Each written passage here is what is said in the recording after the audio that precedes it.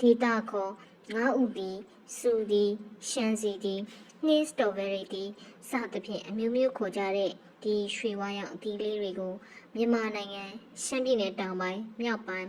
စကိုင်းတိုင်းထပ်ပိုင်းမန္တလေးတိုင်းပြင်ဦးလွင်မြို့တွေမှာတွေ့ရနိုင်ပါတယ်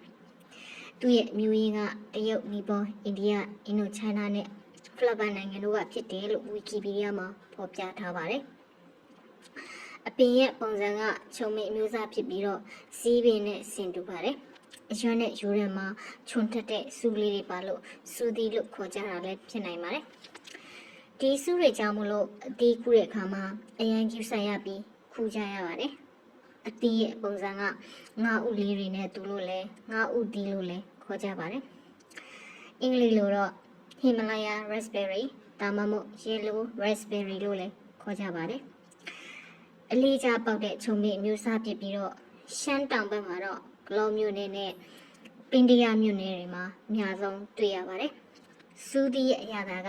ချူချင်းလေးဖြစ်ပြီးတော့နှစ်လိုပွဲအရာသာလေးဖြစ်ပါတယ်။မတ်လမှာဒီတွေလိုင်းလိုက်ပေါ်များပြီးအသီးရဲ့အရာသာအကောင်းဆုံးအချိန်ကတော့ဧပြီလနဲ့မေလအစောပိုင်းချိန်တွေဖြစ်ပါတယ်။ငါးဥဒီကိုလက်ဆက်သောအသီးဖြစ်စားသုံးနိုင်ပါတယ်။ fruit ဒီဖြစ်လဲအသုံးပြုနိုင်ပါတယ်။အရွက်ကို၆ခံပြီးရေနွေးချမ်းဖြစ်လဲတောက်သုံးနိုင်ပါတယ်။ဖြိုရည်တွေမိရှိတ်တွေနဲ့အင်းလုံးရေခဲမုံတွေမှာငါးဥဒီလေးတွေကိုအသုံးပြုနိုင်ပါတယ်။ငါးဥဒီကိုရှုပ်ဖြစ်ပြုလုပ်ပြီးပေါင်မုံနဲ့တခြားစားစာများနဲ့လည်းတွဲဖက်စားသုံးနိုင်ပါတယ်။တိတိဆော့ပြုလုပ်ရမှာလည်းအသုံးပြုနိုင်ပါတယ်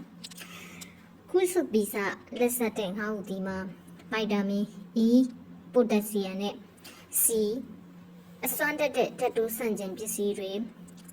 ပြီးတော့ရောင်ရမ်းမှုကိုသက်သာစေတဲ့အာနိသင်များစွာရှိသောသဘာဝဓာတ်ပေါင်းများကျွဲဝစွာပါဝင်ပါတယ်။ဒီငါးဥဒီမှာပါဝင်တဲ့ဗိုက်တာမင် C နဲ့ဓာတ်တိုးဆန့်ကျင်ပစ္စည်းတွေကြောင့်မို့လို့ကိုယ်ခံအားစနစ်ကိုအားကောင်းစေပြီးအေးမိတာလိုယောဂတွေကိုကာကွယ်ပေးပါတယ်။ဖိုင်ဘာတက်ကအစာချေစနစ်ကိုကောင်းမွန်စေပြီးဝမ်းချုပ်တာမျိုးကိုသက်သာစေပါတယ်။ဒါအပြင်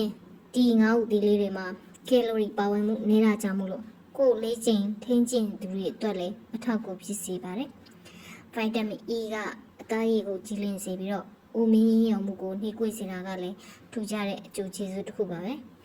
။ငါးဥဒီလေးတွေကခုပြီးရင်တာရှည်မခံတဲ့အတွက်လက်ဆက်တဲ့အသီးအနေနဲ့ဈေးကွက်ထဲမှာရောင်းချဖို့မလွယ်ကူပါဘူး။ဒါကြောင့်မို့လို့တချို့နိုင်ငံတွေမှာဈေးကွက်ထဲကိုအများပြားထုတ်လုပ်ရောင်းချနိုင်ဖို့ရေခဲရပြီး frozen အနေနဲ့ရောင်းချကြပါတယ်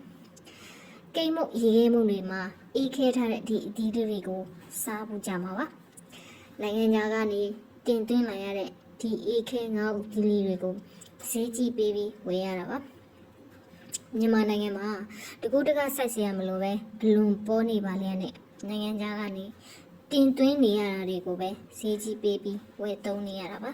။ရှမ်းတောင်ဘက်မှာအလေးကျလို့ပေါက်နေတဲ့ Himalaya raspberry လို့ခေါ်တဲ့ဒီငါးဥဒီလေးတွေကိုရေခဲရိုက် frozen လုပ်ပြီးဈေးတက်တာနဲ့ရောင်းချပြီးရင်ဝယ်ဖို့စိတ်ဝင်စားတဲ့လူတွေများလာနိုင်ပါတယ်။